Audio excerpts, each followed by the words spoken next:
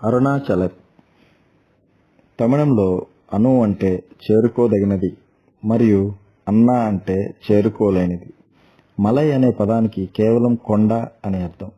అన్నామలై అనే పేరుపై పురాణ కథ నుండి వచ్చింది. ఇక్కడ శివుడు ఒక కొండ రూపాన్ని తీసుకున్నాడు. ఇది అగ్నిస్తంభానికి ప్రతీక. దీని పరిమితులు బ్రహ్మ లేదా విష్ణువు చేరుకోలేవు. సంస్కృతంలో అరుణ్ అంటే ఎరుపు, అచల్ అంటే కొండ, అరుణాచలం అంటే ఎర్రని అగ్నిస్తంభం నుండి కనిపించే కొండ అని అర్థం. అన్నామలై కృతయుగంలో అగ్నికొండ, త్రేతాయుగంలో రూబీ కొండ, ద్వాపర యుగంలో బంగారు కొండ, కలియుగంలో రాతి కొండ.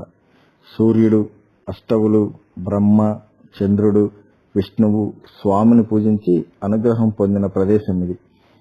2 విద్యాధరులను ఒక మహర్షి శాప విమోచనం చేసి పిల్లి గుర్రం అయ్యి ఆ ప్రదేశానికి ప్రదక్షిణలు చేసి శాప విముక్తి